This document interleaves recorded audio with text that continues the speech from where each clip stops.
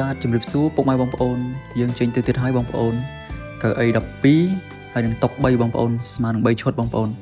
ហើយកៅអីម៉ូដដូចក្នុងវីដេអូអញ្ចឹងបងប្អូនកៅអីនេះជាប្រភេទកៅអីដែកបងប្អូនហើយយើងប្រើថ្នាំចំហុយបងប្អូនអាចកំងពណ៌បានយើងមានពណ៌សពណ៌ខ្មៅហើយពណ៌ដូចក្នុងវីដេអូអញ្ចឹងបងប្អូនចាំបានពណ៌ផ្សេងក៏បានដែរបងប្អូន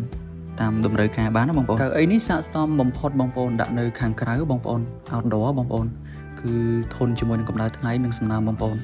អញ្ចឹងភ្ញៀវគាត់ទិញយកទៅដាក់ផ្នែកខាងក្រៅនៃហាងកាហ្វេបងប្អូនចំពោះតុភ្ញៀវគាត់កំងយក60សង់ទីម៉ែត្រមូលបងប្អូនហើយជើងថាសដូចក្នុងវីដេអូអញ្ចឹងបងប្អូន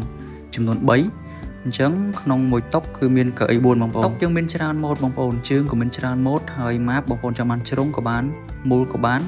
ហើយពណ៌ខ្មៅក៏បានពណ៌សក៏បានបងប្អូនបើបងប្អូនមានតម្រូវការតុកៅអីសម្រាប់ប្រើប្រាស់នៅក្នុងហាងកាហ្វេហាងបាយហាងគុយទាវភោជនីយដ្ឋានផ្សេងៗបងប្អូនអាចធ្វើការកំងបានយើងមានកៅអីច្រើនម៉ូដតុកច្រើនម៉ូដច្រើនតម្រូវការឲ្យបងប្អូនជ្រើសរើសអញ្ចឹងបងប្អូនការកំងអត់យូរទេបងប្អូនលឿនទេបងប្អូនអាស្រ័យទៅតាមចំនួនដែលបងប្អូនកំងអញ្ចឹងបងប្អូនសម្រាប់ព័ត៌មានបន្ថែមបងប្អូនអាចតាក់ទងតាមលេខទូរស័ព្ទ3ប្រព័ន្ធខាងលើឬឆាតមក Facebook Page ឬ Telegram របស់យើងខ្ញុំបាទសូមអរគុណសូមជម្រាបលា